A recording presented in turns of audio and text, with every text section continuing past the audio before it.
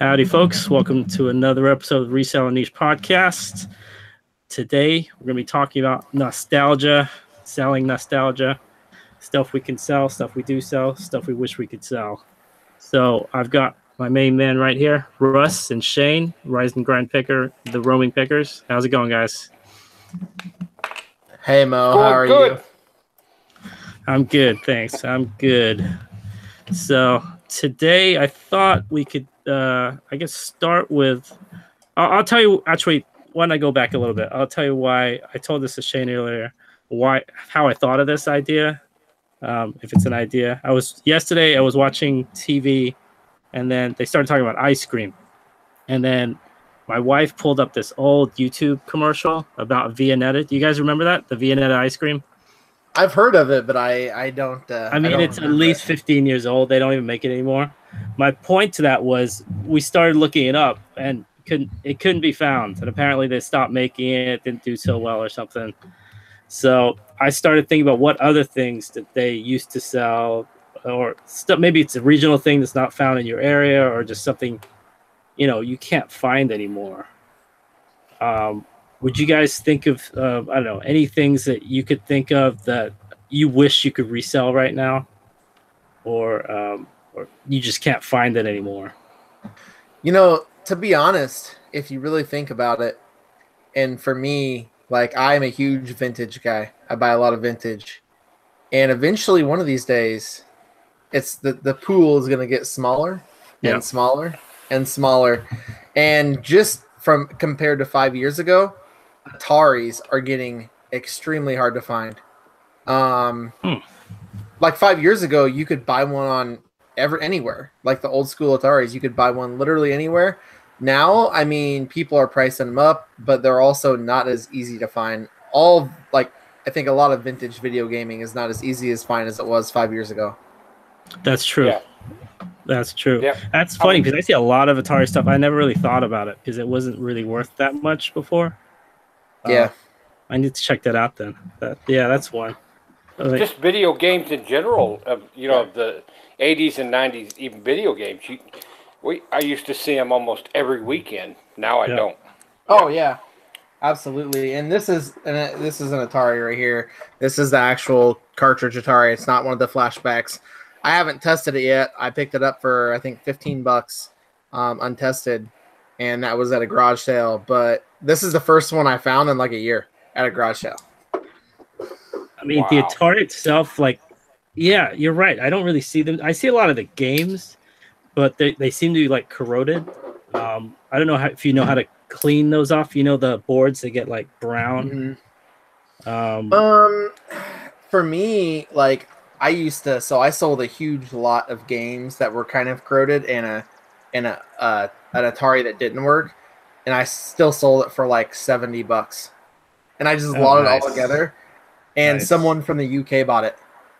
Yeah, that makes sense. I don't know how well they sold in the UK even. Probably not as many as were made over here. But Let me see. It's funny you say video games because I wish I had it out here. I found a ColecoVision, if you remember what that is. Oh yeah. Wow. Yeah, those are old. It's up there somewhere because I'm moving out a lot of my stuff. But my buddy, because this is probably about 18 months ago. It's not recent, about a good 18 months to 2 years ago. I said I want to do a lot of video game testing. So I said, what do you have? I know he has a lot of old systems. So he gave me a SNES, an NES, a ColecoVision. It was in an Atari box, but when I opened it up, I'm like, that's not an Atari. I didn't even recognize it. I'm like, what the hell is this? And then he said, no, it's a ColecoVision.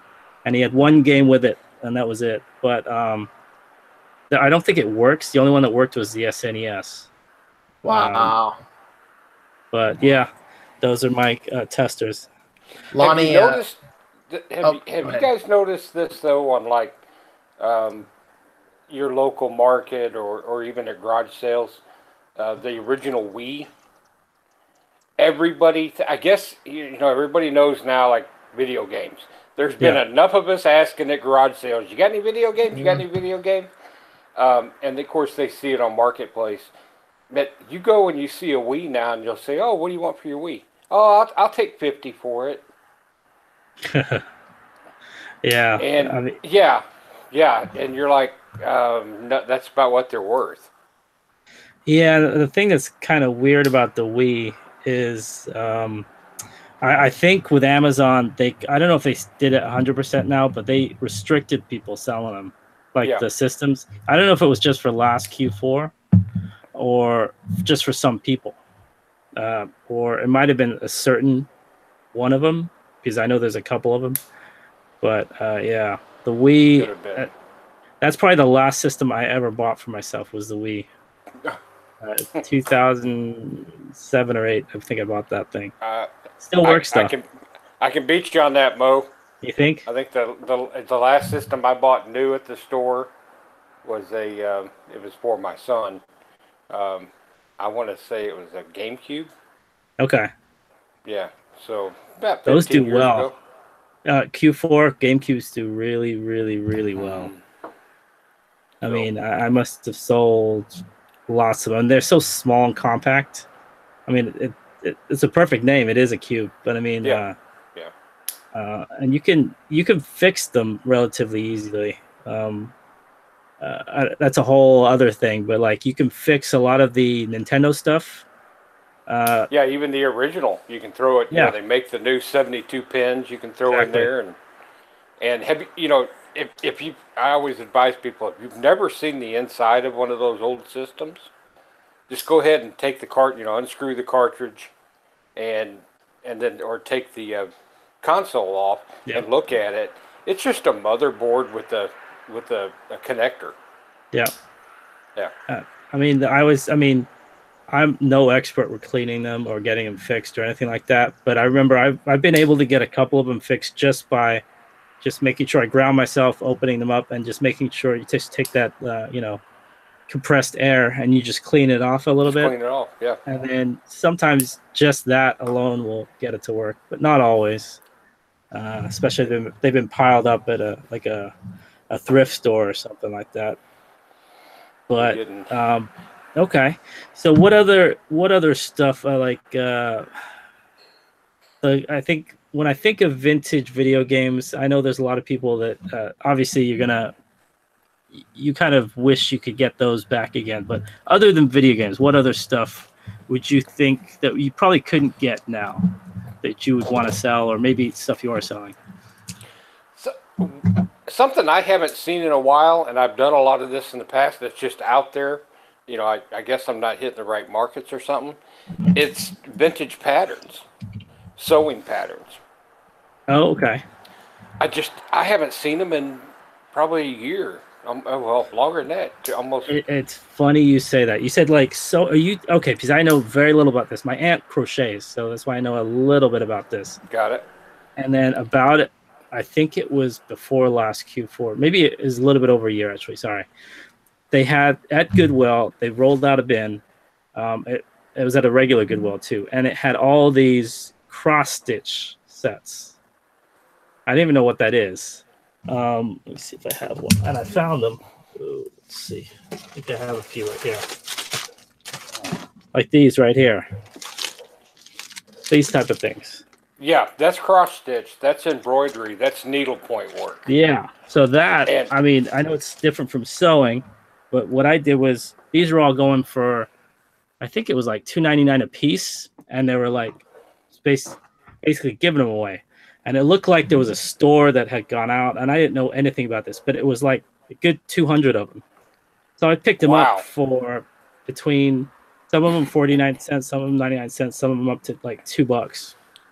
I picked them all up, and some of them sold for good money. And you can tell these are like with the tags and labels, they're made in the 80s. Oh wow. Yeah. So this isn't something I was nostalgic for, but I'm guessing it for But somebody. yeah. Uh, I've liked finding patterns, and especially the older, the 40s, 50s, 60s do real well. And again, I think it's knowledge people out there, or just like Shane said, eventually they're going to run out. yeah. And Yep. but man, on those cross stitch and stuff, have you looked at the Christmas stuff? Mo? I had a few actually. There's a couple You had of a them. few. I sold one today that for $99. I mean, Wow. it's been sitting for nearly a year, but I mean, I looked them up. There's certain brands that do better than others. Right. Yeah.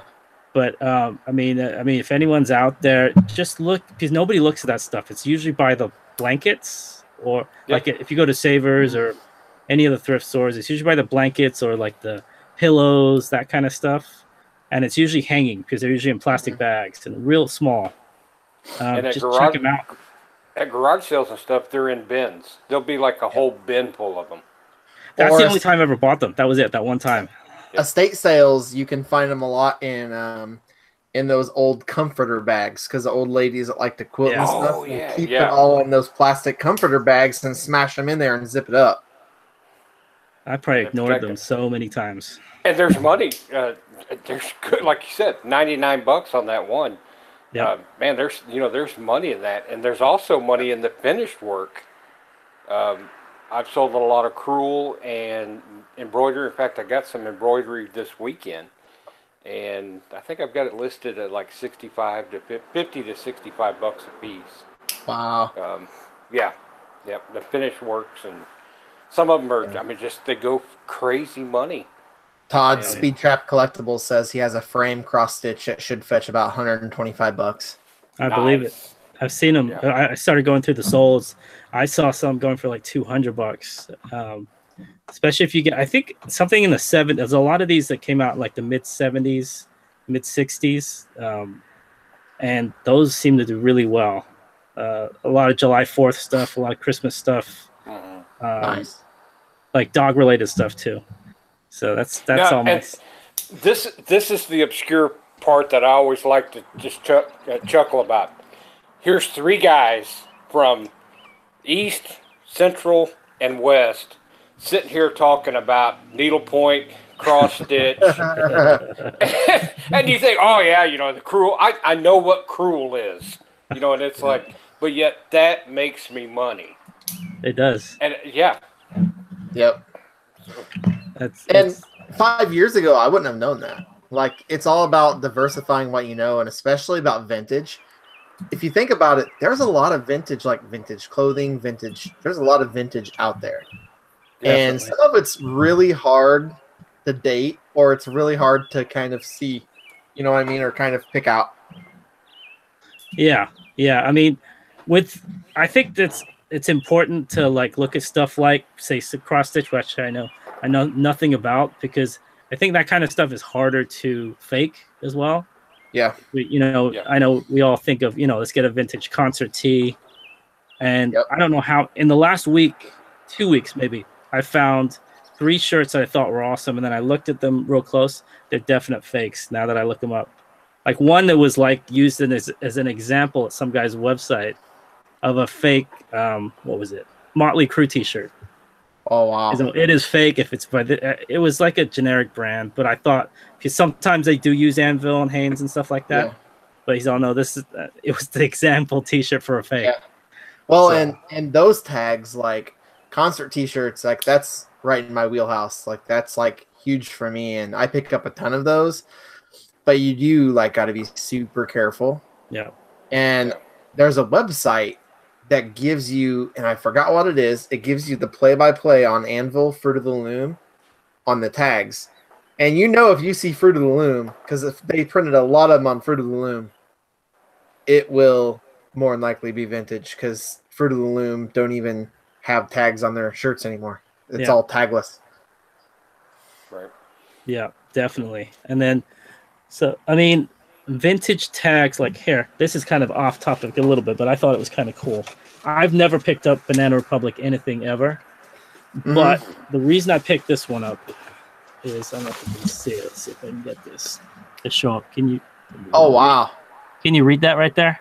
Yeah, I've never seen that tag before for Banana Republic. Because I looked it up and it's going for like 100 something. And what it says, if you could read that, it says made in British colony of Hong Kong. So it has to be at least 1997 or before. Yeah. That's the only reason I picked it up. I'm like, Banana Republic, I don't want that. But then, and it's British a basic colony of Hong Kong. That's That really takes it. You know, good point on that, Mo, because I'll see stuff that says West Germany on it. Oh yeah. And I know immediately, boom, that's vintage. Yep. Yep. I don't know if you guys have ever sold Steins. That's a tough sale. A lot of those, but I mean, I fell into the trap of buying because I sold one like immediately, and I have like 20 that just sat. But I had like 2 from West Germany that even those went fast. Yeah. And then the other ones, they said, "Oh, Germany." I'm like, "Oh, I'll grab these 2." I'm like, "Wait a second. There's a reason people want the West German ones." Right. Well, and since you brought up cups, I picked this up at like a yard sale for 25 cents. Okay. I thought it was the coolest thing ever. I didn't look it up, and then it's only competent for like $15. So I'm like, dang it. But it's a Chicago Bears, William Perry, the fridge coffee mug, and it says the fridge on it. And it has like this big thing. It's 1985, and it's one of those plastic ones, but it's just super cool. And they made so many of them. Yeah. That's part of, Right, they did, and it was 25 cents. I'm like, if I get $15, oh well, you know what? Yeah, it'll be super cheap to ship, and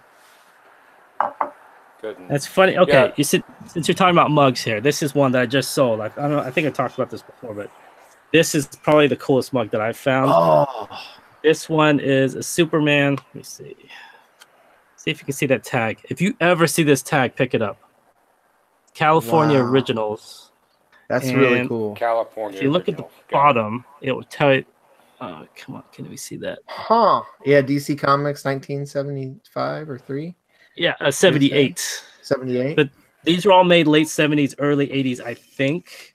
But California Originals, I guess they make all these custom mugs, and it's heavy. This is like 3-4 pounds. I'll be honest. I would have walked right past that. I nearly did. Because like I said, I bought this. I got maybe 3 months ago. About a year ago is when I started going crazy with the Steins. Big mistake. Mm-hmm. And after that, I'm like, I'm not buying another mug or another Stein. That's it. I probably have like a whole box right here, actually. They do take up some room, and they do take up some shipping, don't they? Yeah, and they break. Yeah. I mean, they're I don't know. Storing them is a pain. Yeah. I mean, I don't know.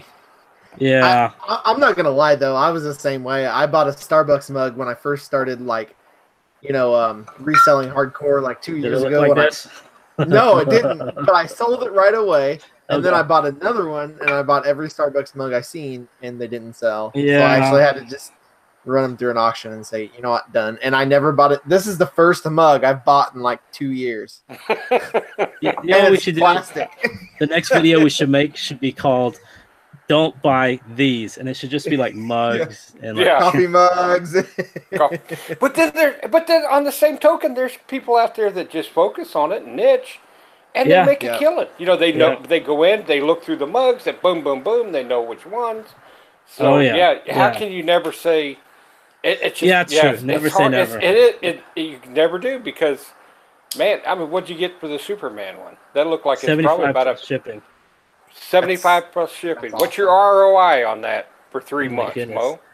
Yeah, exactly. I bought that for how I didn't do the math. The 1, 2. I don't have enough fingers. Right. But, So it's the gamble. It's the whole type aspect of that. And here's the funny thing about this one. This is the one mug I thought, if I don't sell this one, I'm going to keep it because it was just that cool. All these other ones I have up here, I mean, it's painful. You can just drink I have it within reaching, like this one right here. This is, I think it's a First in Space. I thought it was NASA mug, but I don't. I've seen them, and then when I looked it up, somebody sold one for like $5.99. I'm like, what the? See, that's something I would keep for myself though. I love coffee, so I actually have like coffee mugs that I find when I thrift. Right. That's what I did. Oh, sorry. Go ahead. Speaking about coffee mugs and trends and stuff like that, have you guys seen the latest trend on everything? I mean, I first saw it on a coffee mug, and it says on it coffee mug, and it's written in a certain script, and it's called Ray Dunn, Raedunn. I've never heard of that. Go look it up, somebody talk guys. about it. I didn't know what it was. I mean, it's farmhouse stuff, and that's kind of the new, yeah. And so you go and you look, and there's like they have a coffee mug, sugar bowl, what teaspoon set, and you just look at it. It's so simple, Oh but yeah. it's selling like crazy. That's And- crazy. Yeah, yeah. It's just, I mean, so even the simple stuff can sell. Definitely. And then if you get like those, I mean, I wish I had, because I know you were getting a lot of the like John Deere hats and that kind of stuff. Yeah. Like I guess if we're talking about hats, like I found this guy on eBay, and I bet you could search for him and find him, and he sells nothing but Apple stuff. Oh wow. I don't know how, but I went through his entire store, and it all looks kind of vintage. And I bought this from him, and actually I'll open it up right here because I haven't actually even opened it yet. I only got this for like $5. Let's see how vintage it really is. All right, so the tag, Shane, I can use your expertise. Yeah, hold it up here. California. I don't know if you can see that. I'll hold it up a little higher. I can see it a little bit. It looks. Where's it made in? Is it Korea? It says made in USA. Oh, it's It Cali looks- Fam. Cali-Fam. Sorry. It does look fairly vintage. I mean, was skeptical. I wouldn't say like super old. I would say Yeah. like That's maybe just late, like maybe mid 90s, maybe. Yeah, I mean, the thing that threw me off is how could one guy have so Yeah. much stuff? All it's like not like distributed between companies, all Apple. Yeah, but that's And crazy. A lot of similar ones. So I thought I'll buy one and see what it's like. I mean, it looks legit. The tag looks legit, but I don't know. In the back of my mind, maybe I'm just a skeptic. I'm always kind of like, is this real or not? I mean, it looks. I mean, Yeah, it looks legit. It does. And Cali Fame, is it Fame? Cali Fame? yeah. I think so. Fame. I got cut off. Yeah, no, it is. You are right. Cali Fame does make or did make a lot of vintage hats back in the day when they were not vintage. Yeah, that's true. So And I think it's legit, but I would be skeptical too because, and I'm glad you brought this up, and I didn't mean to interrupt you, but No, go ahead. man, what's crazy is I sell a lot of vintage stuff overseas, and the reason that is because they're buying it to remake it. To remake it. Yeah. So, I mean, and that stuff is getting better and better. That's what scares Yeah. me. No, it's yeah. they're getting good at fakes. Yeah. So stuff like this, another thing, action figures. These are all going to be faked sooner or later. Oh yeah. The molds are just too easy to do. What color is his eye covering? Let's see if I can Purple? remember. Mo, put him purple. That was Donatello, wasn't it? Yeah. This one's not too old, I don't think. I used to have so many of those. If I would have kept them all, I would have been like probably a millionaire. Yeah. I just. When I was a kid. Yeah, with this one, it's funny. I think I told this story already. I had a story about there was this guy selling his whole collection of these probably like 2 years ago. Wow. And he got pissed off at me because he wanted like $5,000 for it or $4,000, something like that. So I offered him like 900, and he wrote me the longest, nastiest letter ever. So I know what you're doing. You're going to put this on eBay. You guys are putting this all out of business. And I'm thinking, you're at home putting this on Craigslist. What are you putting you out of business? I don't think so. You want $5,000 for this stuff. Yeah. But I hope he got it, but he didn't get it from me. Yeah, that's that. You know, and I've had people that contacted me like that too. Like this one guy had a bunch of vintage concert shirts, and he wanted $20,000, and I laughed. We were on the phone, and I laughed, and he's like, "What's so funny?" And I'm like, "That offer." Because I'm not giving you that. It's like those garage sales you go to where they actually have the tag sells for this on eBay, sells for this on eBay. Sells for this. How much you want for that? One of my favorite one was one time I was looking at a teapot and somebody went, I said, "What do you want for it?" And they said $10, and I went, She goes, "Well, that's a $50 pot." And I went, "Yeah, brand new." Yeah. You know, brand new, it's $10, and we're at a garage sale on, you know, on a back road where you've had 25 people come. Yeah. Yep. So I said, I'll give you 5, and she goes, well, all right, you know. So, but Yep. yeah, it's funny how you do think, and I understand, you know, they want to get everybody wants to maximize their profit. But you know what though? My favorite thing is buying vintage clothing at garage sales because they think it's worth nothing. Yeah. And you can be like 25 cents deal. They want to get rid of it. And it's $100 t-shirt that they had since 1980 and they think it's just garbage. Just garbage. Yeah. Yeah. And, you know, Mo and I have talked about that at length at times, and, you know, getting past, everybody has the same ability today. Mm-hmm. You know, if you want to look it up, if you want to resell it, you can do it. Go, and we applaud that. Yep. So don't get on to me because I'm doing what I'm doing with the knowledge that I have. So yeah. I think next time I'm going to ask, okay, so that's that $50 pot. What's your return policy? Will you bring it right up to my door? Yeah. Do you accept free returns on this? Exactly. Do you have a money back guarantee? So Right. Well, and I've had people like when I'm at garage sales, and I just ran into this last week. I was at a garage sale and I was looking up a Vera Wang purse this lady had, and she's like, "I seen you looking that up. What does it sell for?" I'm like, "It's like $15 to $20, lady. Like you have it priced at $5. I'm not buying it." Yeah. And she's like, "Well, you're buying all these shoes. What do they look up for?" And I said, "If you want to look it up, you can look them up, but I'm buying them. And if you want to take my money, go ahead. If not, I'm never coming back to this garage sale." Yeah. You know, they have the same ability. Yeah, and she's like, "Oh, okay." And she sold it all to me. But I'm a little baffled by that whole concept that, like, I heard this on, I forget what I was listening to. It was a YouTube show, but it wasn't about reselling.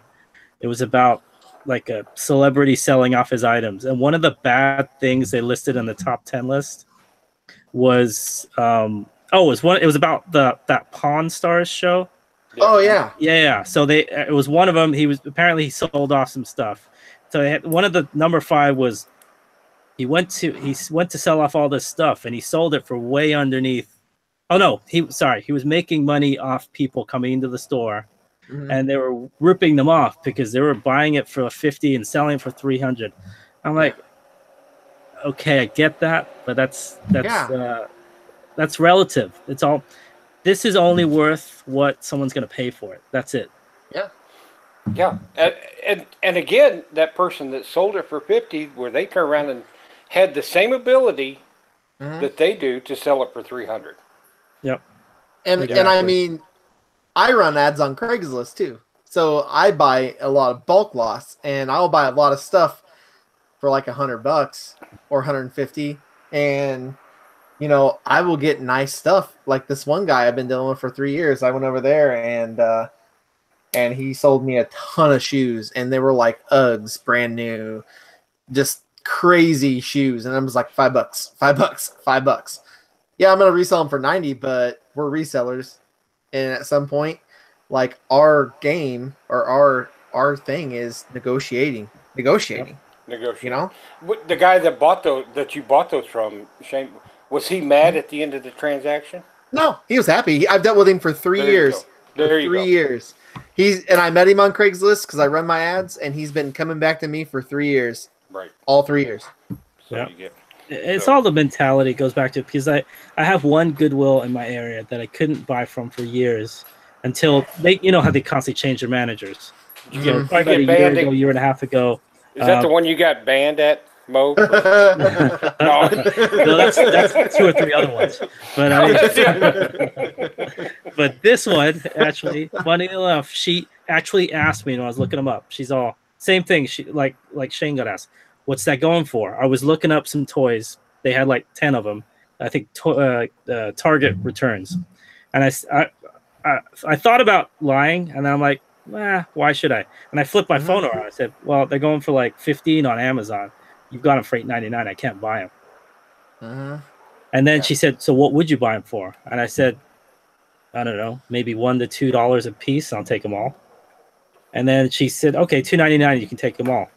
So But it takes a person to think like, oh, I can sell them all, or I can. Yeah. But not everyone's going to do that. Or I can wait till they end up in the pile. Yep. Yeah. Well, I mean, that's, and you know what's crazy is I heard a statistic, okay, and I don't know how true this is, but I think it's probably fairly accurate that a lot of your thrift stores, 40% of their clients are resellers. Wouldn't be surprised. And that manager at that Goodwill, they're not thinking that. They're thinking, I'm going to sell this for the most money possible, even though it may sit on their shelf for a year. Yeah. And you know why that stat makes sense? It's because maybe it's not 40%, like it's probably 40% of the items, because we go in there and buy 20 items. Yeah. As much as we can possibly get that will sell. Somebody else is going in there and buying one or two items. That's it. I was in a thrift store today, and a guy walked in and said, "You guys got baseball cleats?" And they're like, it's a thrift store. We only, maybe. I mean, but that's what people do. They need an item, so they go buy it. We go in and buy 50 or 15 or as many as possible, or pounds of it. So, or pounds. Let's get back. We got off topic a little bit there, but okay. Let me segue it in. Those type of thrift stores are even become nostalgic. Mm-hmm. You know, that we used to be able to go in and just buy 30, 40 items for $2-3 a piece. Do you remember when thrift stores were just literally there's just piles of stuff around? This is before it was even reselling. Yeah. That's why I didn't really. I'm like, the first time I heard, oh, you can sell T-shirts and jeans and jackets on eBay. I'm like, but I have to touch them then. Because it was just piles of stuff, right? Yeah. Now they're getting so. And they are. I mean, that's totally right. And they're just, all the Goodwills are marking stuff up. Yep. And that's where you have to be smarter. And I'll give you guys a little tip. Next time you're in a Goodwill, if they have their folding table, or they have this little gray table in the back that they put clothes on and fold. Yep. Look at it. It'll have a list on it. And that list is what they look out for brands. And the manager picks the brands to watch for. Nice. There you go. Gotcha. Nice. That makes sense. Because I know they're doing it. Yep. But the brands are like J. Crew, Polo Ralph Lauren, Tommy Hilfiger, Nike. and then no, not even Nike. Not even Nike? Okay. Yours, in every thrift store is different. But I seen mine in Illinois, one of my local the Goodwills, I seen it, and it had Kate Spade on it. I'm like, what? No one wants that. Members only. Members only. I'm like, no one's buying that. No, it's good. Yeah. Well, I've got something vintage for you guys that it was funny when you said to do this show, Mo, because that's all I hit this weekend at garage sales was vintage. So it kind of played in. One that I'm tickled about is, and I showed you guys earlier. Oh yeah. It's a round springbok. That's cool. And I did a lot of puzzles years ago, and I did springboks, and this is when wooden puzzles and stuff like that, and you could really fill a room up with puzzles. But there was no comp on this at all. Wow. And zero research on Google. I mean, no references to this at all. Even went to the Hallmark site who does Springbok. No reference to the mirror. Now, mirror puzzles, real mirror puzzles, are going like crazy. So I did what you suggest, Mo. If you can't find anything about it, aim high. Exactly. And that sold. We're awaiting payment on it, so I can't. I don't want to disclose that. But that sold for $75. I'm just trying to wrap my brain around how you make that. I mean, how you put it together? Yeah. Way beyond my skill level, buddy. Yeah. And I put that in the because in the past we used to put all the puzzles together to make sure, the ones that were valuable. Right. And it was just, we don't watch TV, so we'd put puzzles together. Mirror, And blue sky, the waterfall. yeah, Like, and so, but this one I looked at, and I disclosed in the description, I said something like, "This is way beyond my level of intelligence, so I can't say this is complete," and it's still sold. Right. yeah. If you really want to mess with them, you can say, you know what, it is complete if you're smart enough. If you're smart enough. I'm not even that smart to even get to that level with a Mo, but yeah, No, so I it wouldn't was either. Nice. That was a good sale, though. That was a really good sale. I'm tickled. That's I've never a good found one. one. Yeah, and I used to see these all the time. Mm-hmm. The rounds and the springboks and the real, the benches. I found another springbok at that same garage sale. It was a 1968 model octagon, and it Wow. should go for around 20 to 30. Yeah. But another one I used to see all the time. But the word got out. Yep. And then The word got FBA out. too. I used to send a lot of those to FBA or Yeah. similar puzzles, but then now with their storage going through the roof, I don't really do that too much Oh, anymore. this would kill you on FBA. This stuff. Yeah. Yeah. Because puzzles are not light. Puzzles and board games.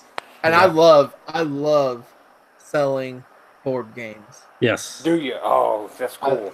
Check this out. So this is a Las Vegas edition Monopoly. Nice.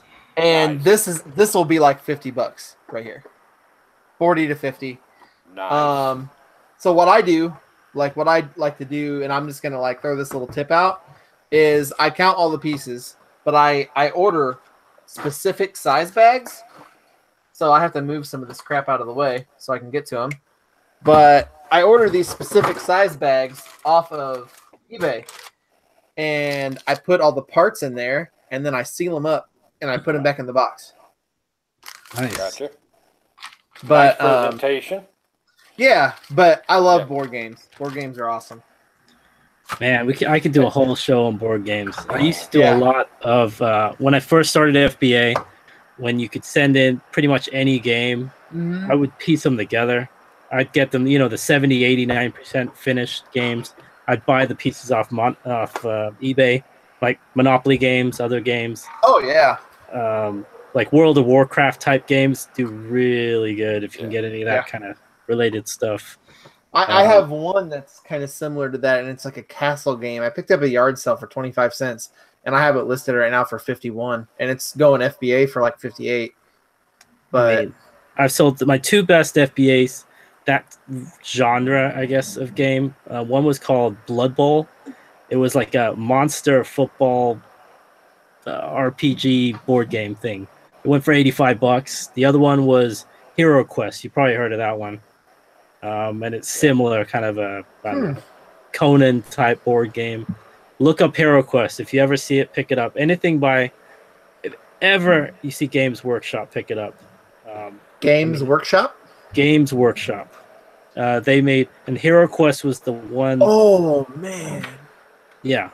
If you ever see World That's of selling Warcraft for like now, 150, 110. but World of Warcraft, before it was World of Warcraft, they did a lot of more Dungeons and Dragons type stuff. So Hero Quest is kind of like the last one they did before they went on to World of Warcraft. Nice. And the only reason I know this is because my brother and his friends, they were big D&D nerds, and I'd always try and break into his room. He's a lot older than me, so I'm banging on the door. Let me in. But they never let me in. But I saw the boxes. There's one Hero Quest on here that even sold for $187 That's crazy, right? with $8 shipping. And mine, the one I sold was not even complete. I think I sold it for like 100 something plus shipping. Used, not complete. Yeah. Now. Do you guys find that those games? Okay, so you do a lot of board games.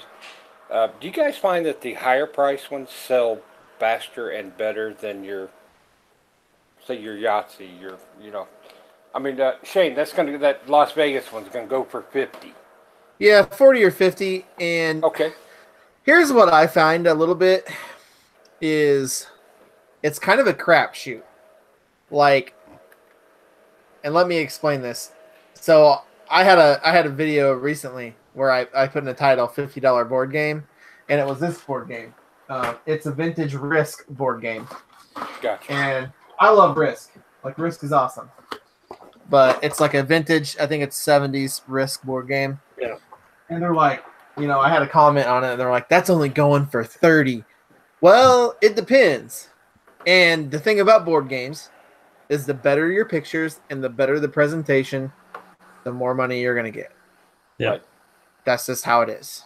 And with the incomplete ones, if you can be very specific about what's missing, Yep. And that people can figure out, oh, that can only cost me $4 to get that last piece or whatever. Yep. And some of it sits a while. And what's crazy is, like, I have a Chicago edition Monopoly right now sitting on eBay for about $50. It's pretty hard to find.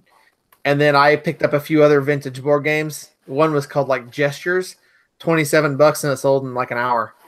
And the lowest to highest comp was like $19 on it.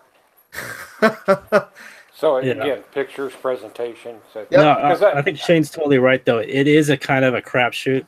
Like that Hero Quest game that I sold took over a year to sell. Mm-hmm. And all of them were listed over $100. Like the new sealed ones were like 200. So I mean, it takes a certain buyer, but I think you're right there, Russ. Once they just want it. You're not going to get the guy that maybe I'll buy this. No, it's either I'm definitely going to buy it or I'm not even looking for it. He's saved up. He's planned. He's budgeted. Whatever. He's like, something happened to make me feel better. This is what I've been looking for. Bang, they buy it. Yeah. Yeah. Either that or it's tied in to like a memory. Like they played this vintage board game with their grandma, and now you can't find it, and they have it on eBay for $200, and they buy it. Boom. Yeah. That's nostalgia right there. That explains it. Everything has a memory, and we live for our memories because the past is comfortable or the past has comfort and remembered. So it's all Yeah. Well, I got something else to show you. Nice. This is nice. I bought this just to be goofy because I like to mess with my wife, and because she's pretty low key kind of stuff. So when I go off the wall, it tickles me that I don't embarrass her. I just act stupid. So I'm at a garage sale, and what was Friday, Saturday's date? The 5th? Saturday. The 5th. Yeah. The 5th. So it was Cinco de Mayo. That's right. Oh, yeah. So, for fun, I picked up this sombrero. All right? Mm-hmm. So typically when we garage sale, she drives and I spot and I jump out and she parks. So I put this on and I say, all right, let's go. And she wouldn't even move the car or the truck. She was like, she just stopped. She goes, I'm not moving until you take that off. But, oh my gosh. So I get home and I think, well, let's check it out. Now I talked to the guy that had it and he goes, yeah, we bought these down in Mexico and in the 80s when we went to Cozumel. He goes, and everybody has them hanging on their walls and stuff like that. This is a Pagali. I think is Pagali, a 7X Pagali, and some of these vintage Pagalis, for the right color and the right design, go for $100. Wow. Now I think this one's. I think I listed it for like 35 or 40. Because I may have went like $50 on it, but that little horseshoe design on like a blue and a black. That's really cool. It is. When you really look at it, it's really cool. But yeah, look up Pagali sombreros, and they go for $100. That's awesome. I never thought about it. I did it as a joke. That's the funny thing. I did it as a joke. And there was a blue one right there. I paid $1 for it. So, and there was a blue one right there next to it, and I thought, well, I'll get the gold and the blue because now I'm like, man, I'm thinking about going digging around the trash at that neighborhood because I'm sure they just pitched Yeah. it, I'm sure. Yeah. Not realizing, but now how long does it sit? How long I don't know. Yeah. But that's the thing about vintage is you have to have the right buyer, and a lot of people and no disrespect to anybody that wants to sell vintage because I applaud it. I love selling vintage, but if you think that you're gonna pick out a shirt and it's $100 shirt and sell it in a day, it's not gonna happen. It could, but it's probably not gonna happen. yeah. And the worst thing is that what's probably gonna let's just say you buy 20 shirts or 50 shirts at the beginning, you'll sell one in that first week, and you'll be like, all right, these are all gonna go for that same price right away, and they won't. Nope. No. But the biggest mistake is people that are selling vintage will start pricing down like crazy. Just leave it there. Yeah. And it'll sell. Are you a best offer promise. person, or do you do best offer, or do you take? Do you have that not have that on there? Mm-mm. I don't have best offer on any of my listings at all. How about you, Russ? I do, just because I prefer. I'm thinking about getting like Shane and just that's my price, because I do price my stuff market right, and that's why I move so much. But I do best offer on some things that there's a lot of, because I'm not strictly vintage. Yeah. Gotcha. And it's just like, hey, and especially like if I buy a lot of a thing, like I bought that military lot. Yeah. Well, I've made my profit on it that I'm real comfortable with. So if somebody wants to pay $30 for a $50 item, move it out the door. Right. A fast nickel versus a slow dime on that. Gotcha. Yeah, there's some things no, I'm not moving on because I know. I think I'm split between a lot of my stuff is best offer, a lot of it is not. Like there's nothing on there. And then what I'll do is, like, I don't generally do free shipping, but I'll do either or. Like it's got, and then especially if it's like a shirt, like under £1. But that's something I grapple with. That's why I always ask people that question. I always go back. I've been going back and forth with that one forever. Here's what I do is I do free shipping, but shipping's really not free. Yeah. I just bake the shipping into my item price, and I bake it into the price, and then I use promoted listings like nobody's business. I do the same thing with that too. I use those. I max it out. And you know what I found? I took best offer off of everything because I got really annoyed. I'm just I just hate getting offers all the time. So I got really annoyed one day and I took it off. And I've had it off. I've had it off for a year. And what I found is people will message me. Yeah. Yeah. If they really want it. And I just sold a pair of shoes over the weekend. And he's like, will you take $30? I had them listed for $34. I'm like, absolutely. And I just sent him the offer through email because that you can do that now. You can just send it through the eBay mail and send him an offer. Yeah. That's crazy. I mean, yeah, no, you're right. I've got a couple of those, but because half my inventory is best offer anyway, I think in a way, best offer is kind of inviting a lowball offer. Well, I just think that when you put best offer on, and this is just me, you don't always get what you want. Yeah. Yeah. You could take it as like, okay, my bottom line is, I had a gas mask, and I said my bottom line on this gas mask is going to be $90, and a guy offered me like 75, and I re-offered.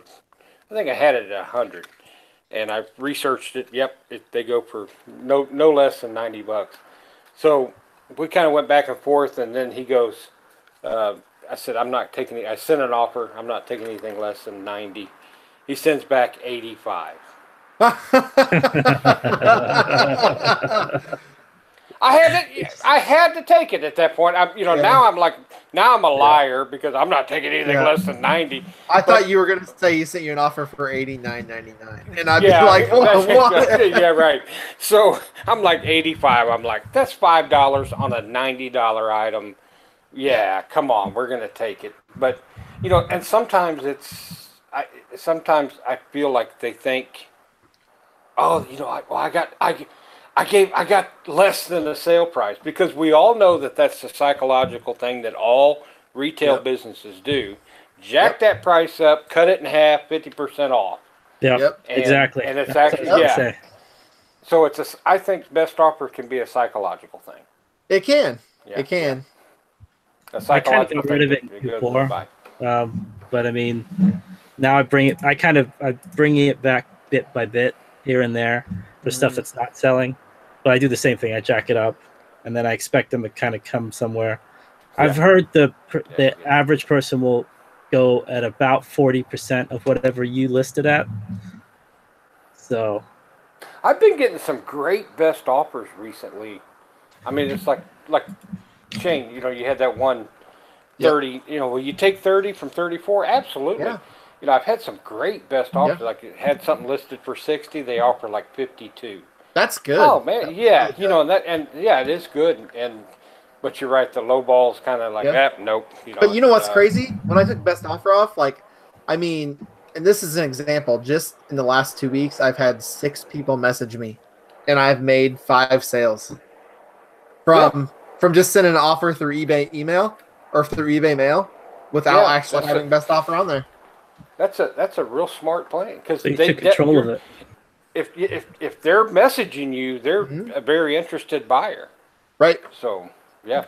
And I think actually maybe the thing that we overlooked a little bit is that they're messaging you because the item's good. That's probably the bottom line. Is if you're, I mean, you're going to get bad offers, but if you're only getting bad offers, maybe there's something wrong with the pictures, the item, or with your items. Yeah, absolutely. Yeah.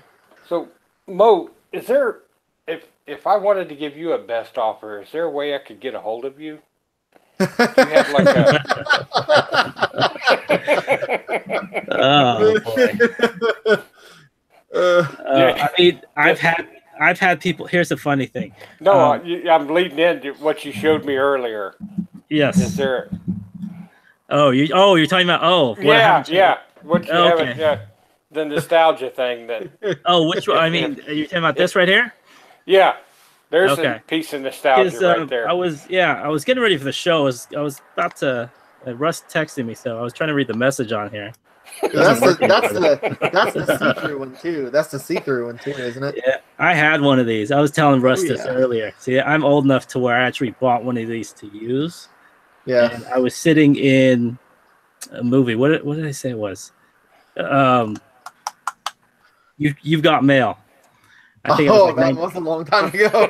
Yeah, that's a long time ago. It's like 99. Wait a minute. Did you go to see this with a date, or did you go to see this by yourself? Yeah, if he was by himself. It was with my then girlfriend. Gotcha. Okay. So I was sitting in the front row. We got there late. I'm always late to everything. And then I put my feet up on the bar. And then when the lights came up, this thing was gone. So this isn't the actual one, but unfortunately, I lost my pager that day. Oh, how did they get a hold of you back then? I mean, you had your pager. Oh man, I still remember pager code. If people know how to write that, I would write back and forth, and my friends were even better at it than me. I don't know if you, Shane, I'm probably like boring you here, but no. If you, I don't know if you remember pager code. It's just basically numbers that turn into words. Yeah. Right. Yeah. You know, obviously, like 143, 823, the basic ones. But then they would literally have paragraphs. Like they'd be sitting at the payphone, like hang up, hang up, and then I wasn't very good at it, so I would have to write down the numbers and read it. I'm like, wait, okay, so he's saying he needs a ride. So, yeah, that was. No, I thought it was funny when I saw that. I'm old enough, like I'm 30, so I remember like when I started driving, my dad had a bag phone. And it was just a big bag, and he said, "If you ever use it, I'm going to kill you because it's like $5 a minute." Yeah. Man, he had one of those. Oh, jeez. Yeah, and I carried it around a couple times when I went out with my friends, but it was just a bag, and it had a cord, and it's just like the old school bag phone, and I used one. It was crazy. Man, I mean, this thing right here back in the day could have cost over $100.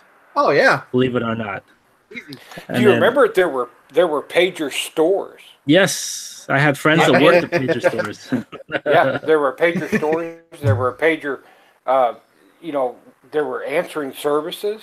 That's how kind of where the pager. I worked for a consulting company back before you guys were even born, and they would call in, like a client would call into the answering service, and they would page me, and I'd have to find a phone somewhere out in the middle of nowhere, and and it was like pagers first came from there, and then everybody got one, and it was like stores. They had stores. They had, there's some nostalgia items. I bet some. I think I saw one mobile, like a pager hat. Think of some of the pager companies back then, Nextel or something like that. Oh, yeah. Nextel pager. Some kid or some eBay buyer may want a Nextel pager hat. Yeah. No. Yeah. And, this is a little off topic of pagers, but nostalgia. What's awesome is Disney sells good. Okay. But check this out. I just picked this up today. Okay, it has a little stain, but it's still going to sell. It's an Epcot Center vintage Mickey Mouse sleeveless t-shirt. Nice. And I'm pretty sure this is I'm pretty sure it's at least 80s. Because, I mean, the tag is. I think it is. And then the reason I know that because let me see. You have something similar, Mo? I had something similar. I just dropped it. I don't know. But these Epcot shirts from the 80s and 70s. It's not a T-shirt or it's not a shirt. Mm-hmm. It's not Epcot. It's Disney World or Disneyland. Yeah. So this right here. Now, Shane, post that picture of that in the group in our space and tag Disney Dan. All right. Disney Dan. Oh yeah, that guy knows everything. Yeah. He goes to Disney World every day. That's it. Wow. He goes every day. What did he say was there last year, Mo? Awesome. Like 280 times. 80% of the year he's there. That's awesome. Yeah. He goes every day and he picks up stuff. People order from him. I mean, the guy's got some just massive. So post that in the group. And, I will. And definitely, we'll tag Disney Dan in that. And he also has we've got a show with Dan. Yeah, definitely. I will definitely tag him. The your pager's ringing. I got a page. I am a doctor on TV. Hold on, I gotta take this. Give me a second. You gotta take this. I don't even know who that is. But anyways, so I'll tell you the real reason I used to have a pager. And this is, I guess I'm old enough to buy alcohol now. But back then, my cousin's the code for alcohol that we made up was 2.5. I don't know where they got that from. 2.5. So we would, so it'd be like basically there was another code for parents out 2.5. That means parents out alcohol. That's what we. Oh my god! And then of course, if you got caught with that, they said, "Well, what's that?" Oh, exactly. It just means you could. Oh, that just means just they got a good game on TV, right? That's right. So 2.5 alcohol. That's right. I guess maybe beer is 2.5 in volume. I never understood why it was a 2. I think my cousin was just drunk when he said that. So like 2.5. Well, there were, pager business. There were some other activities that people made a lot of money with. I didn't go there, but that was, it was doctors and drug dealers that first made pagers famous. Yeah. Oh yeah. Oh, absolutely. Yes. Oh, good stuff. But some of that stuff, like even the cord, like the phones with the cord on them, rotary phones, still sell for really good money. Oh, I don't pass those up, buddy. No, they sell good.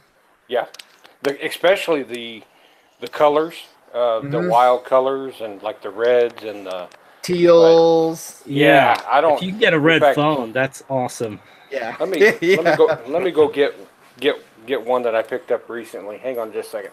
All right. It's funny you said rotary phone. I bought one for my mom for last Mother's Day. Yeah. And I remember picking it up And the thing is so solid. You know how movies they hit people over the head with those things and can knock them out? Yeah. You probably could. I mean, the thing is solid. Oh yeah. Oh yeah.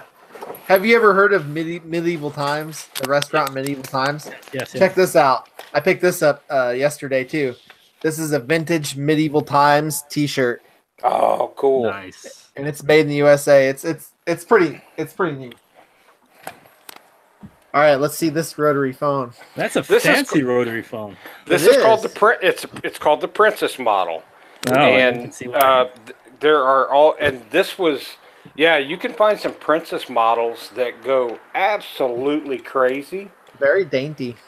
This is, and it pick it up like this. Yeah, you pick it up right here. Pinky out. Yeah, you know, you got to hold the pinky up.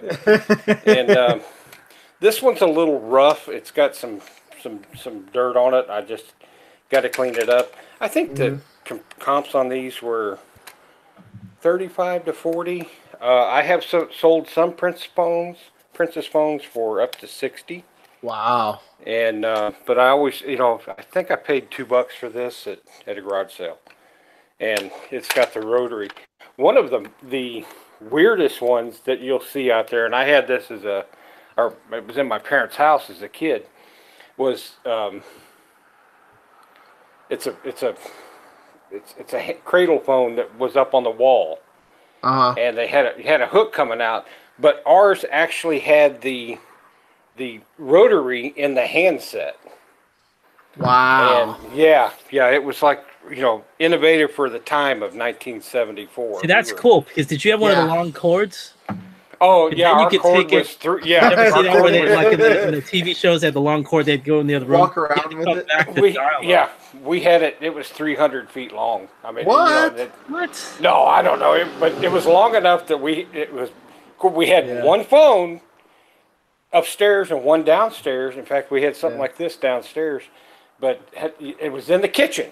Had to be in the kitchen. Nice. And it was by the back door, so when my sister would talk with her boyfriends, she'd go out the back door. Boyfriend, she'd go out the back door, and the cord was always ran underneath the door or something, or Hey, Russ, Tanya Thrifty Treasure says that she loves your dog Chloe. Such a sweetie.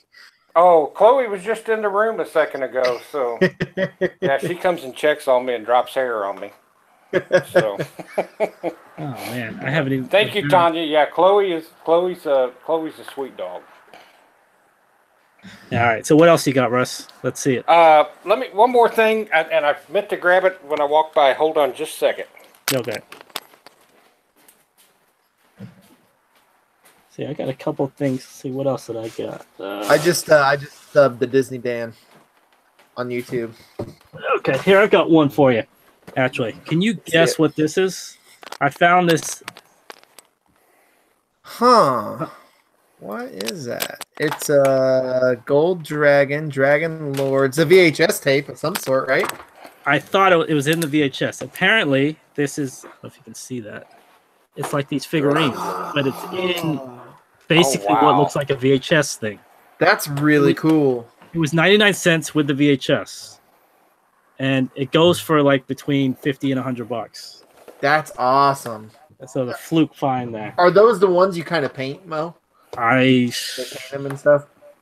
I bet you it is. Yeah, probably dragons, lords, grenadier models. So probably. Yeah, I think so. All right, so sorry, I cut off Russ. Go for it, Russ. No problem. Can you imagine this? You know, we were stronger back in the day because we walked around. I mean, we walked around carrying some stuff now. Russ, you look like a rapper. Grandpa rapper, right? G rap. Grandpa rap. So, but this is, and it kind of fits in with both things, Mo. A couple of years ago, 3, 4, 5 years ago, I used to see these everywhere. Yep. I mean, you could kick them. You couldn't. Yep. And you couldn't throw a grit without hitting one. And now, because everybody knows, they're harder to find. This one actually works. It's a Toshiba, and I picked this up at the Weigh and Pay for 99 cents. That's a steal. So, that's awesome. And it's working. But man, I mean, and this is a small one.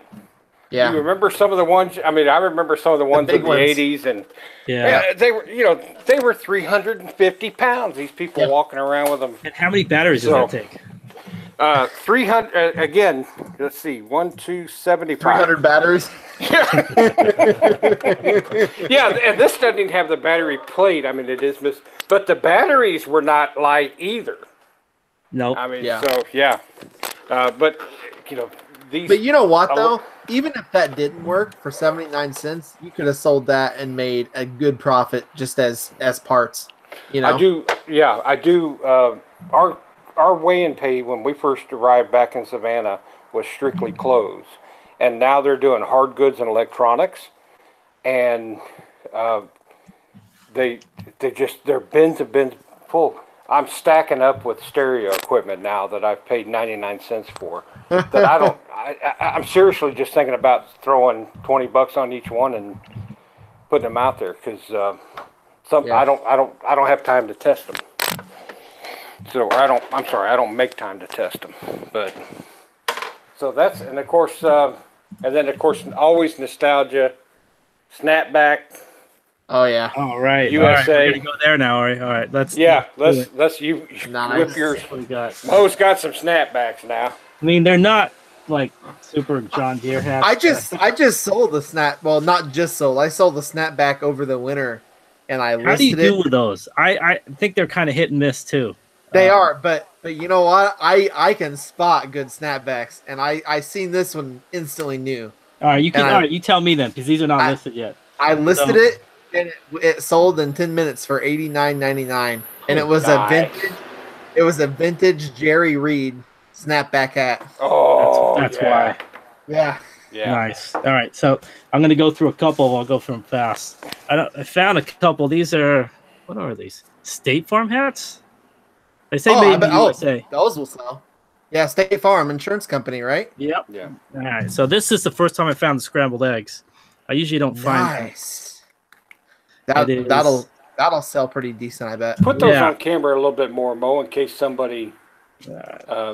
Apparently that's called scrambled eggs. Excuse me. I never found that. I like that. I like that. What else I got? No, this isn't even a snapback. This is just a camel something. That will sell though. Tobacco Tobaccoania. Yep. That's right. Huge. And you know what? Red. I sold a vintage Levi Garrett hat for like $50. Jeez. Yep. Like, yeah. That's crazy. But corduroy. Yeah, corduroy sells. Yep. I sold a corduroy Houston Astros vintage hat for $50. Oh man. Did you sell that last year or this year? No, I sold it. It was. I think it was this year. I think. I could see why that'd be hot. Yeah, it was at the bins for like 20. You know. Yeah. I think this is Fox something of their. Yeah, that's Fox Racing. Yeah, it doesn't look old. It looks pretty new. This is definitely John Mayer hat, trying to look old because he says made in 70s. Yeah. Let's see if I find something good. That John Mayer hat, it'll sell though. Yeah, this one I thought was kind of cool. It's a little beat, but I like that. Yamaha. Wait a minute. And the tag is.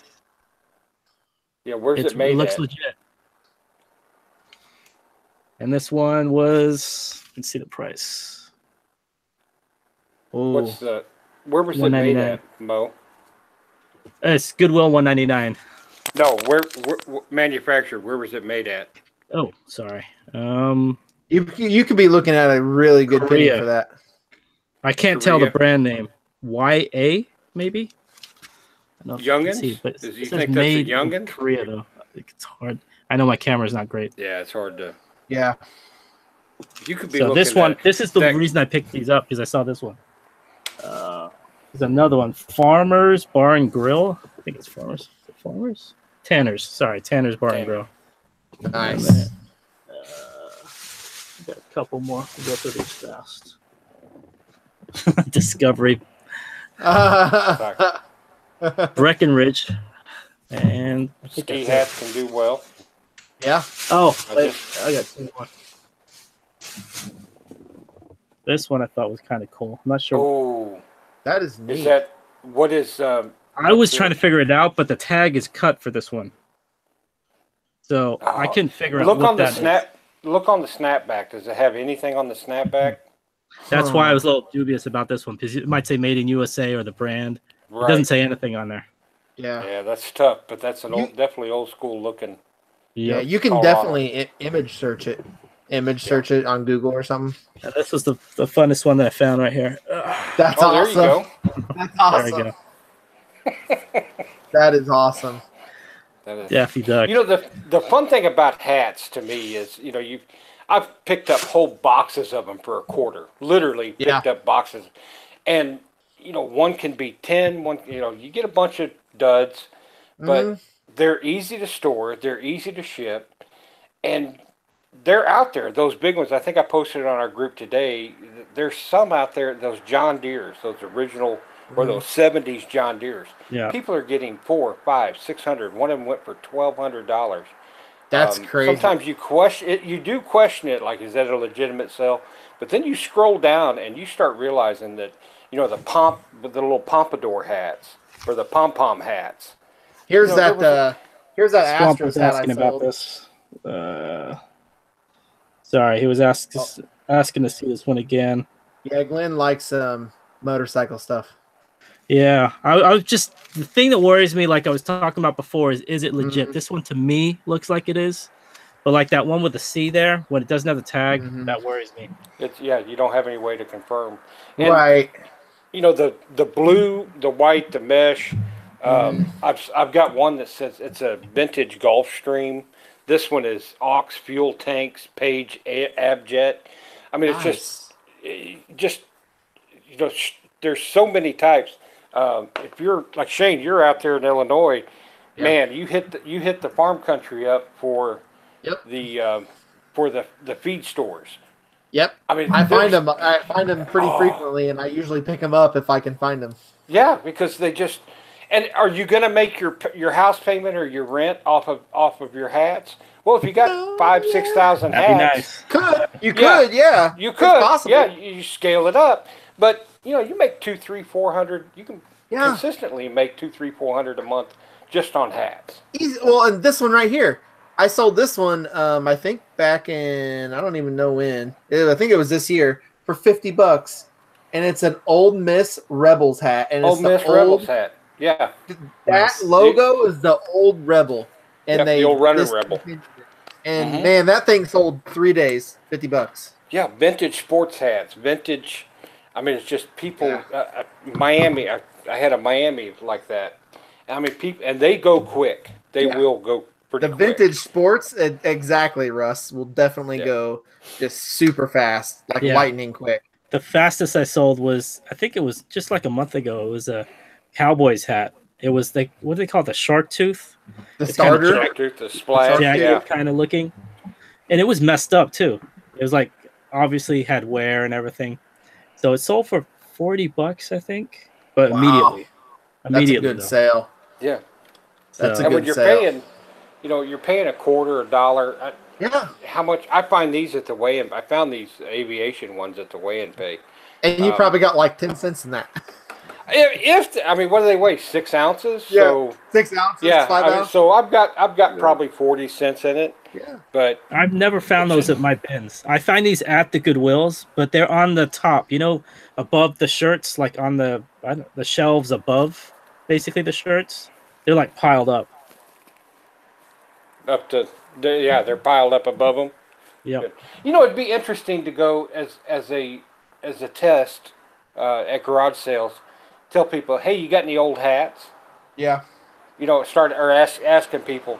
Now, down in Florida, I ran into a ton of vintage hats because it's an older crowd down there, and that's who dies at the estate sales. But I wonder if, that would be something to try, is just start asking, do you have any hats that, they get? Now, Shane, in your area, I remember farmers, they would just have them stacked up. Yeah. 4 and 5 deep up on the shelf, and I can walk into just about any thrift store or auction or rummage sale, and I can probably throw $0.25 and hit a vintage hat. Yeah. They're everywhere. They're everywhere here. And it's the Midwest. It's Illinois, Yeah. got the.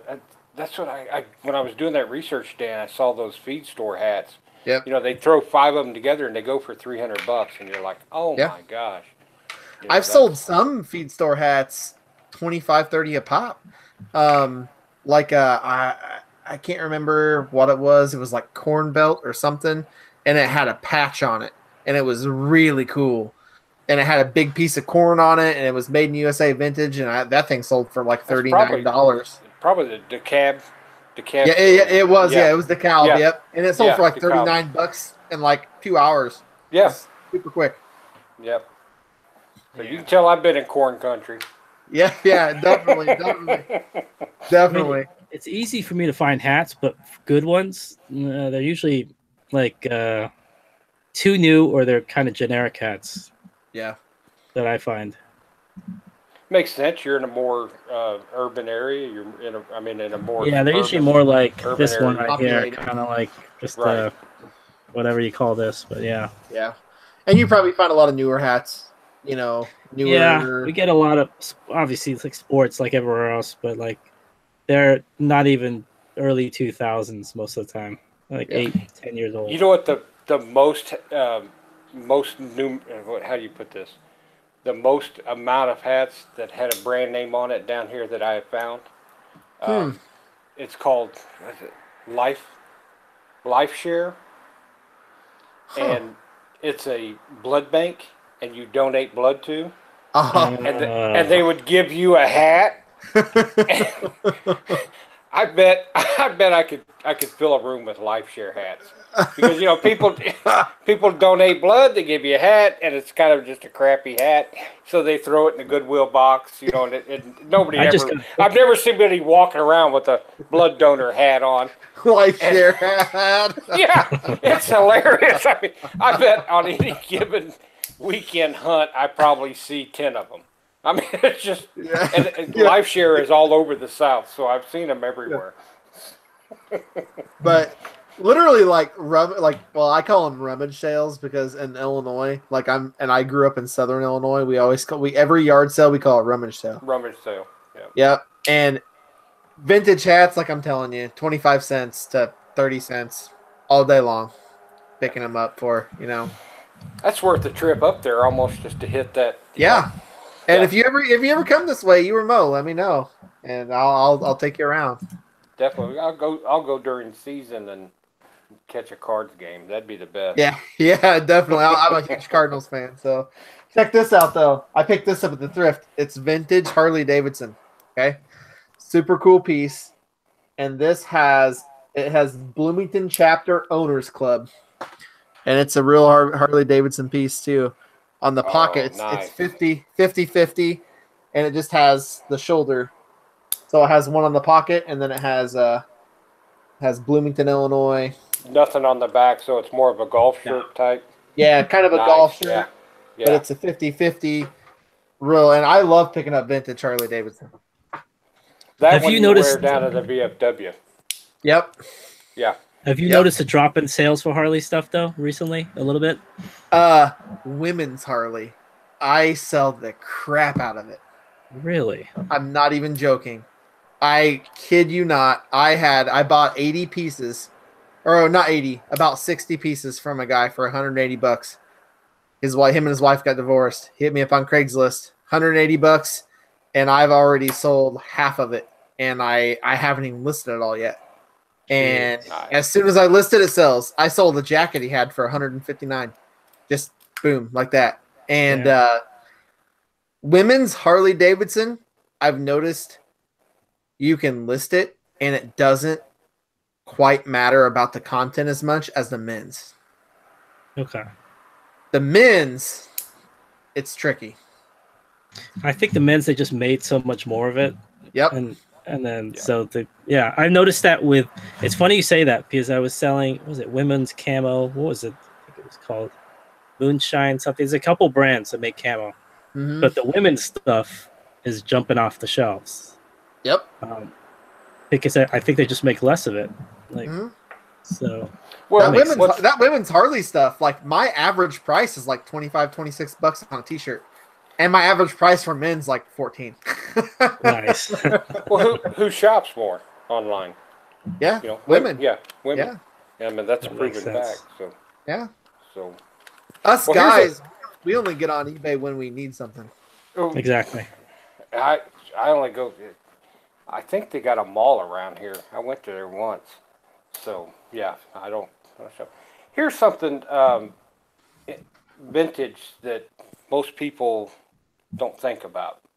And I learned this from Chad, watching his YouTube, Golden Finger Picker. Oh, slides. Yeah, Nice. Yep. slides. They are a fun thing to go through. I love doing that. Because if you find some pictures from the 50s and 60s, not only are you looking at the content of the picture, you're looking behind them. Look what's on their counter. Look what's hanging on the wall. You're learning. You can learn what's vintage and oh, look at that aluminum pie plate or aluminum pie tin or cake tin or something like that. Pie safe or something. Right, and so look behind the people. Look at the person's clothes, the glasses, because every bit of that they had in that house in the 50s and 60s is now vintage and will sell Yeah. for crazy, for good money on eBay. I like the slides that have like the old cars in them. Yep. Oh, Those yeah. are awesome.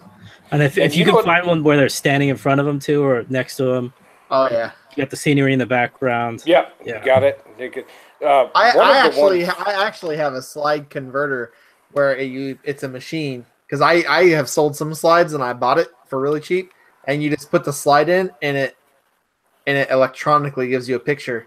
You can snap a photo and then put it on eBay. Yeah, because slides are actually negatives. Yeah.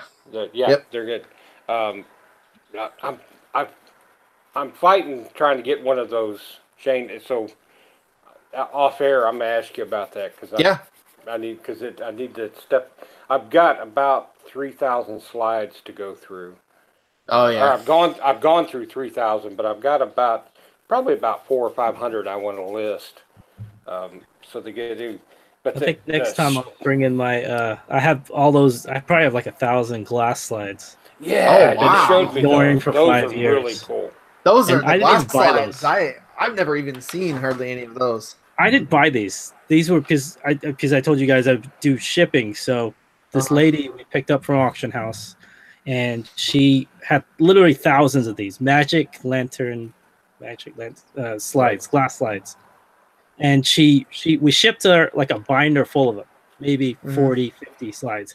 And then she said, you know what? It's too much. I don't want the rest of them. Just throw them away.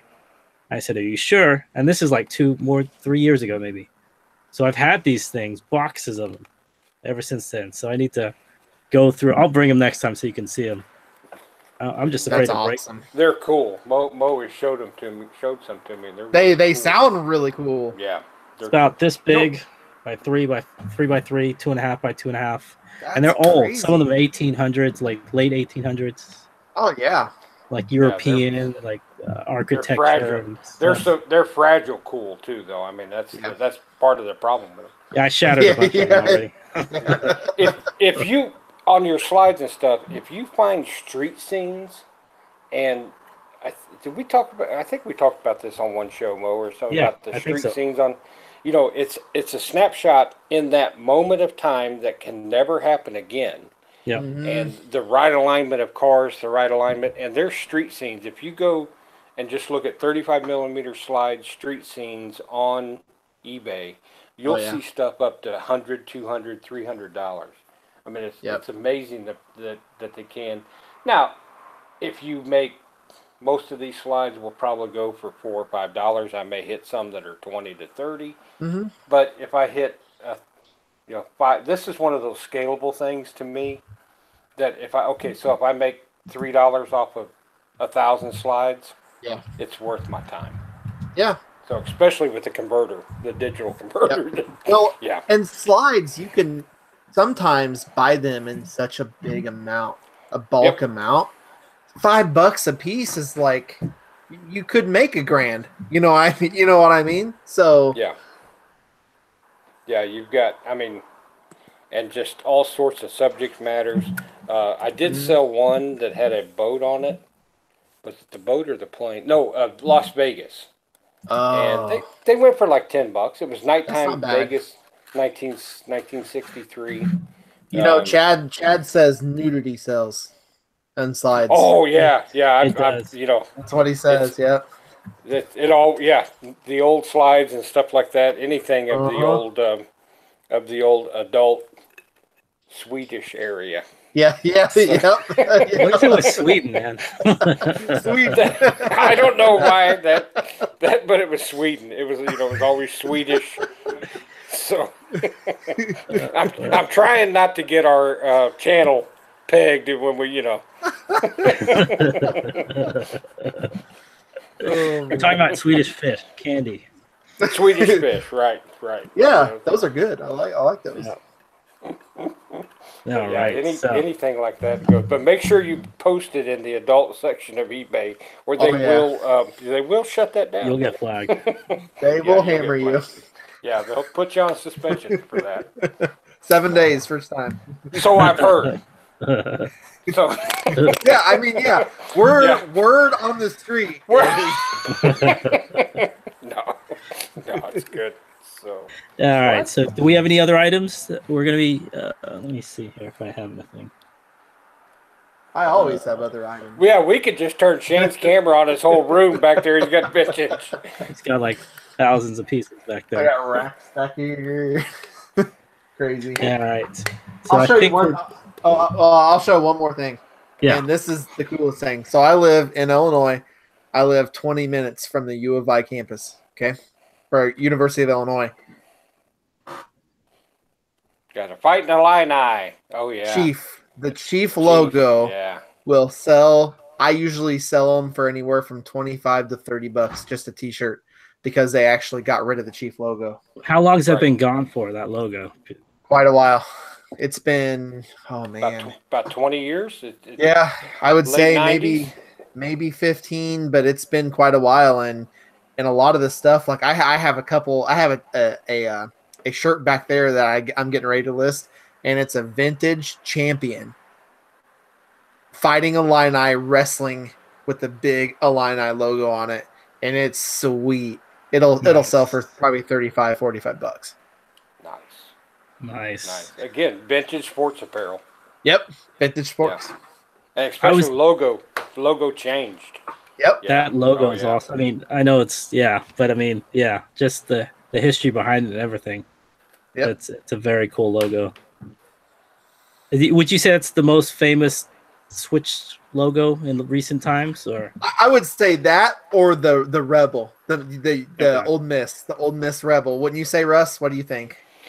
Yeah, because the college levels have changed it for they're wanting to get more politically correct. Mm-hmm. But the pros haven't really accepted. I mean, you still got the Washington Redskins, the Cleveland Indians. They still have their kind of goofy, cartoonish. Indian. Yeah, and what's Chief Joe or something they call it? He has like the tomahawk and the feather. Yeah. But none of them have said, okay, we're not using that anymore because it could be deemed offensive. Except Running Rebels. Mm-hmm.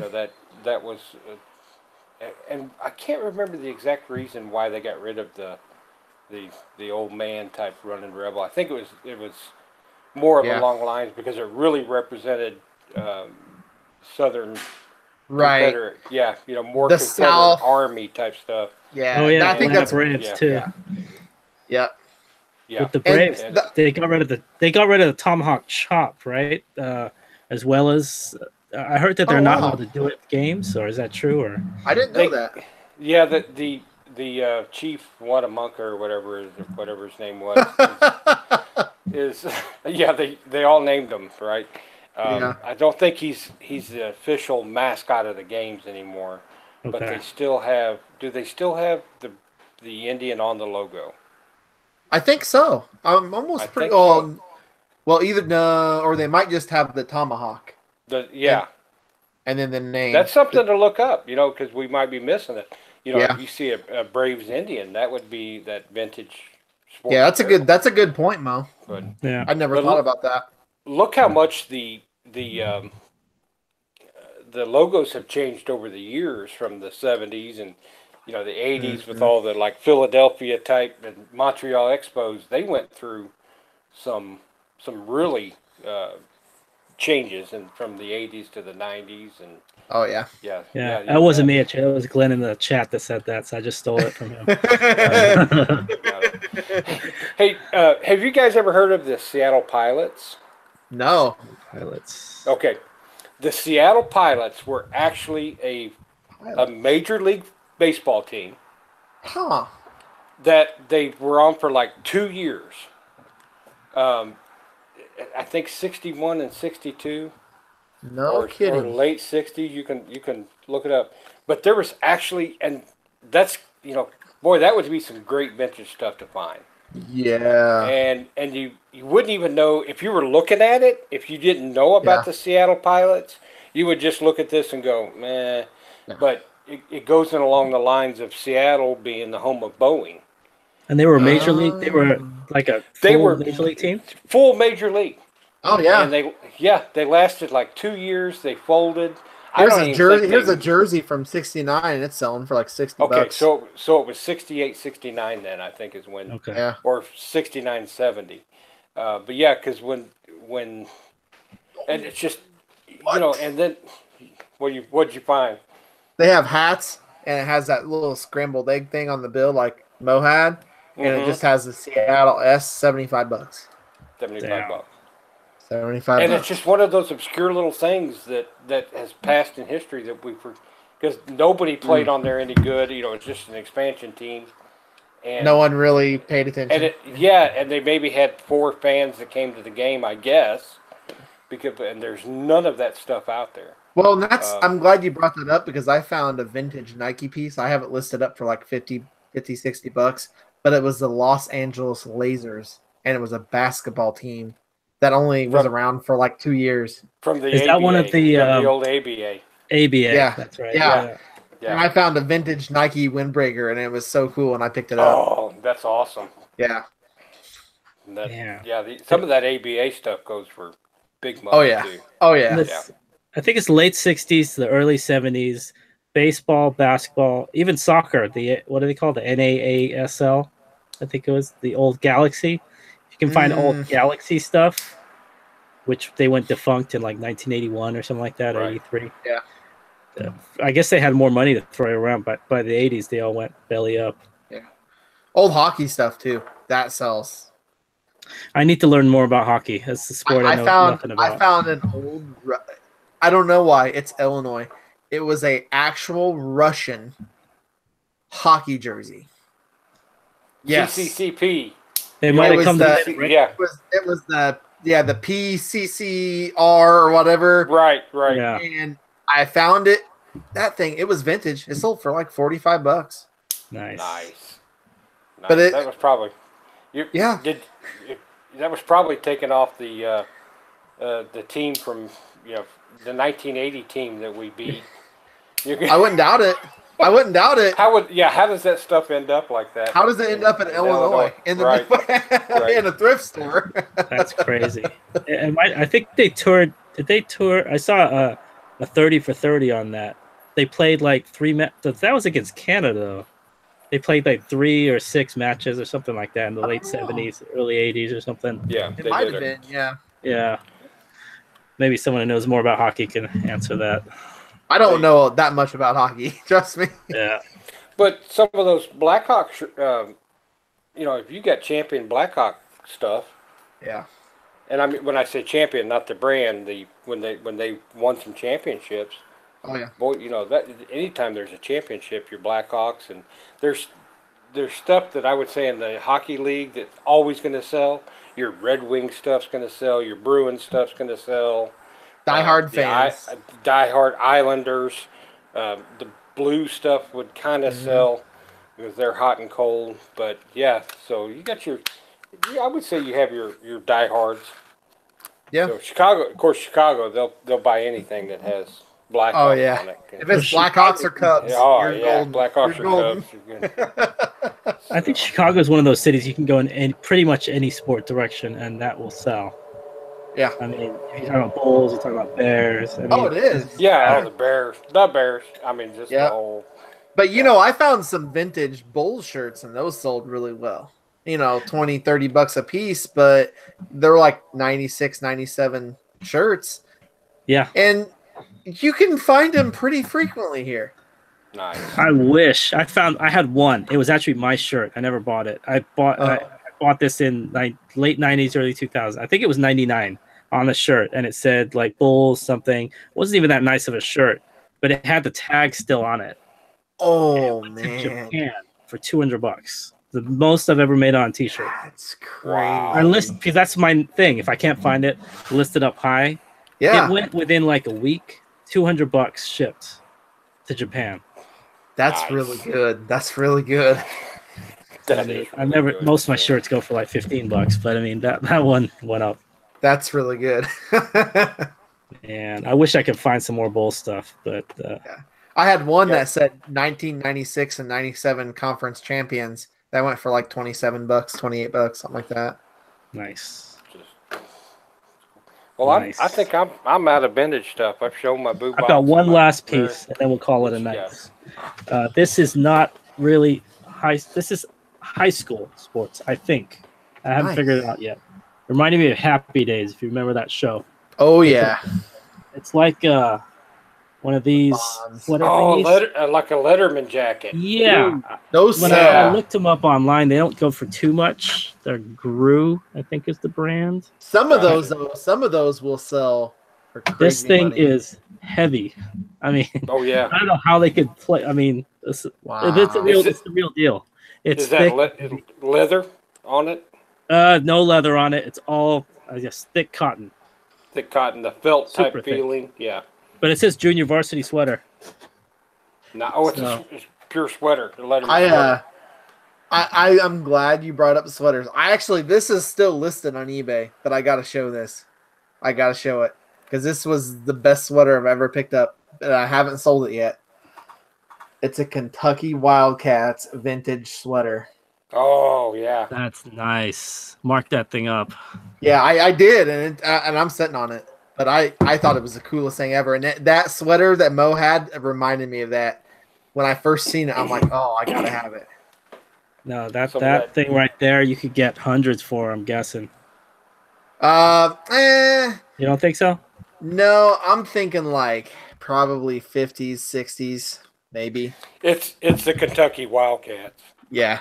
If it was, if it was Bama, if it was Georgia. yep, Old Miss, that thing would be like $150 out the door. Now, if that was a basketball jersey or something, basketball Kentucky Wildcats. Yeah, basketball sells good.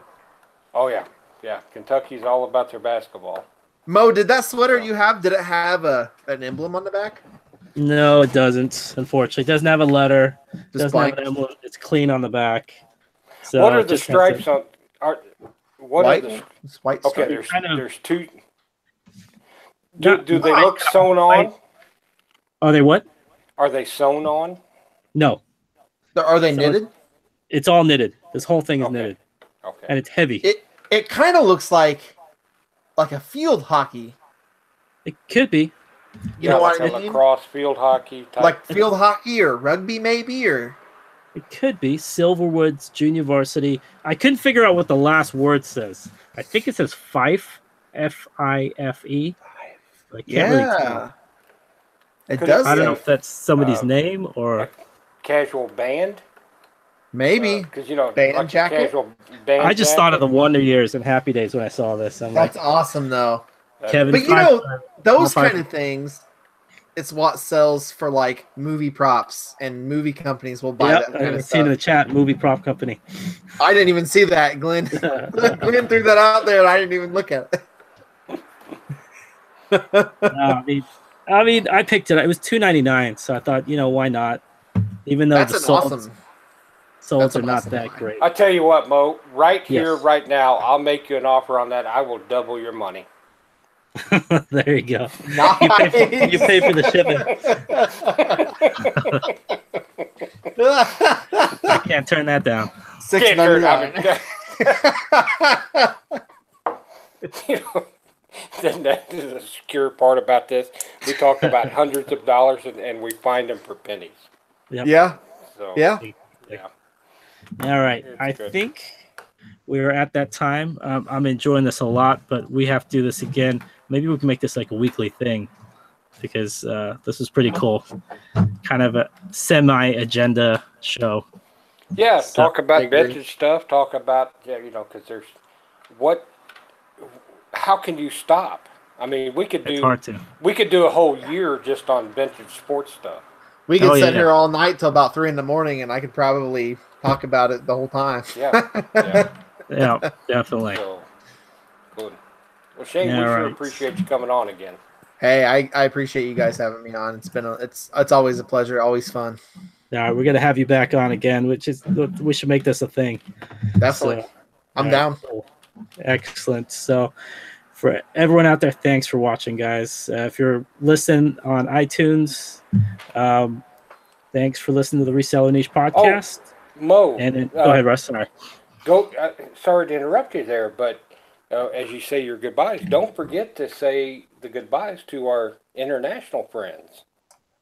Oh, that's right. Yeah, I'm trying to figure out who our international friends are, and they seem Remember, to be we from had all some over. Australia. We had UK listeners now. Yeah, Nice. it was We do Zambia, have some Zambia, Cambodia. Germany, Canadian. See Yeah, you. a lot I see yeah. Wade's Ventures in the chat. How's it going, Hey man? Wade, you gotta, yeah. I'm really bad at looking at the chat. I mean, I look like I'm looking at it, but I have trouble. You remember that old commercial where the guy has trouble chewing gum and walking at the same time? That's me with Yeah. looking at the chat. I can't I'm look the at the same chat. way. I'm the same Oh, way. oh, so I really apologize. I need to really work on looking at the chat and then doing that. But until the next one, though, I want to say thank you to Shane, thank you to Russ, and thank you everybody out there. We will talk to you next time. See you, folks. See you, everybody.